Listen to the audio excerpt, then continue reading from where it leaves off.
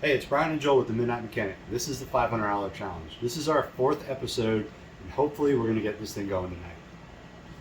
I know the show's called The Midnight Mechanic, but I really hope that we're not going to be here as late as we were last time. So let's get to work, get this thing running.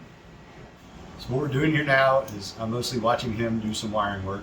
We found some splices and things that we wanted to repair, and also we wanted to lengthen a wire to make it easier to route stuff, just to make sure that everything is straight and nothing's going to like arc out or get damaged after we finally fire this thing up. So we're just going through and doing the cleanup work and checking everything before we go ahead and fire it. All right, so we had a couple of wires get mangled up when we, either when we were pulling this engine or when we were putting it back in. So we're going to try to do this right and actually solder and heat shrink. So these wires are joined together here, and then we've got a piece of heat shrink that'll go over top of it. But to join these two wires permanently, we want to solder it.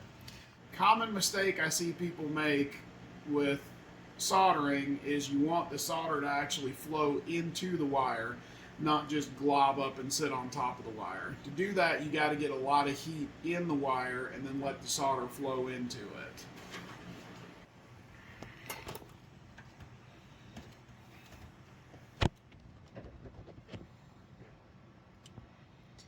So here I'm trying to get some heat transfer into the wire by putting a little bit of solder on the side, and then when the heat gets right, it'll actually draw the solder right into the wire.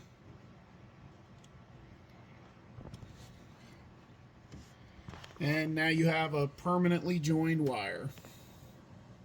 While we were working on the truck, we noticed that the dust cap for the front hub on the passenger side was damaged. We went and pulled that off and noticed that the outer wheel bearing was completely shot and it was dangerous to keep using. The rear one looked okay, but with the front one having that much damage, we decided we were just going to go ahead and replace both bearings. Got those on the clearance rack at Rock Auto. We checked the driver's side, and the driver's side is actually pretty good, so what we're going to do is repack the existing bearings and reuse them, but we need to replace the ones on this side. So here's that damage we were talking about on that dust cap. It looks like somebody poked a hole in it with a Phillips head screwdriver. I think the reason they did that, it was probably because that hub was making noise, so they went ahead and did that and pumped it full of grease, which didn't fix the problem. Here's that outer bearing. You can see the shell is loose, it's missing pieces of the shell, and all the bearings are loose and almost about to fall out. That's why we're going to go ahead and replace that. So we have our radiator and our electric fan mounted. Because we're using an electric fan and not a clutch fan, we had to find a way to mount the top of the radiator, because with the clutch fan set up, the fan shroud actually will hold the top of the radiator in. On the bottom, we trimmed the shroud off to keep the bottom part to hold the bottom of the radiator, but we were actually missing the top part of the shroud, so we went ahead and found these scrap aluminum pieces and bent them up to make little brackets to hold the top of the radiator in place, so it should be good to go now. Here's our electric fan setup. This is the old electric fan off of our 92 Firebird. When we're going with the LS1 swap, so we're using an LS1 F-body fan setup, but this will be perfectly fine for our Iron Duke. Now, if you buy an aftermarket fan, it comes with these little spacers and zip ties that hold it to the radiator like this. We don't want to spend the money on it, so I found an old piece of PVC pipe, cut little spacers, and then put some weather stripping to kind of give a little buffer between the two. Then I used some zip ties and just zip tied it to the radiator, so it'll function perfectly. We'll just have to wire it up, but it'll be a great little setup that we won't have to worry about. All right, so we got our new distributor here. What we're doing is we're going to make sure we orient the rotor so that it's pointing at the same exact spot the old one was when we pulled it out, and then hopefully we won't have to do anything else, and we'll get it close enough to where it'll fire up and run.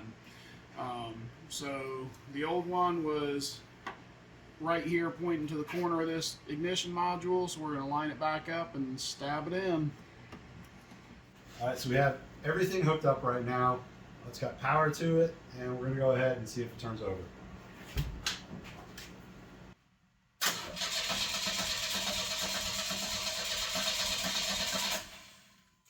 That's a good sound. It's a very good sound. Let's see if we got fire. Speaking of, where's your fire extinguisher?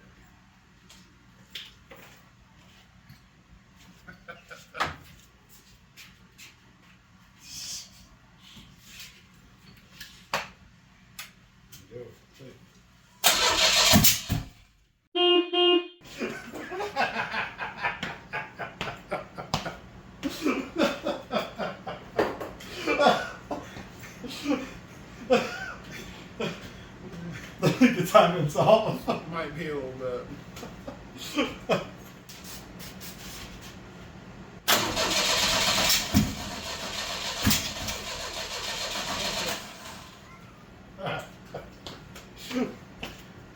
I think we may have to recheck our firing order. Yeah, I think so.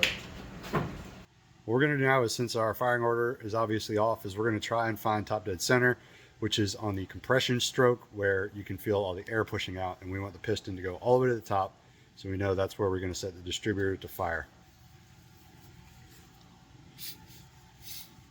Getting compression? Nope.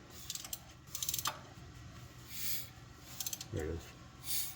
Okay, so we got compression.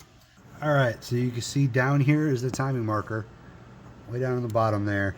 It's kind of hard to see because I can't get it to focus, but there's numbers on there, and since we know we are on the compression stroke, we could set that to 0. That's where a top dead center is. All right, here comes attempt number 2 with the distributor wired up correctly. Hopefully.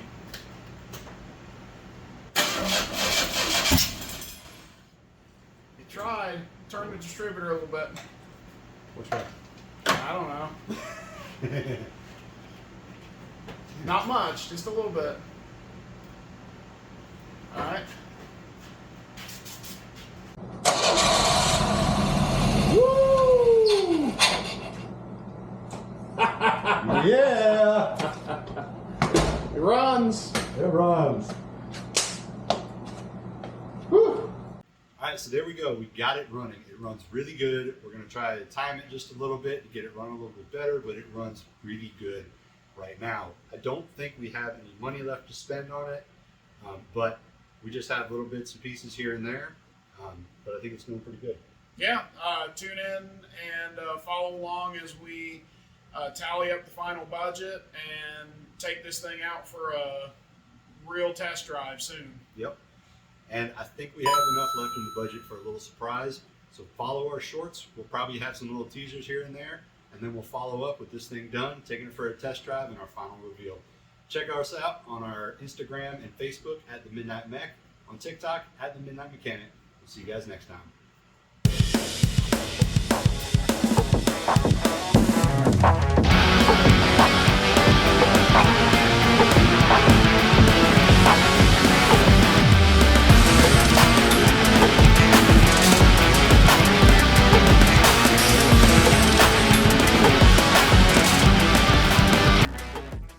Hold on.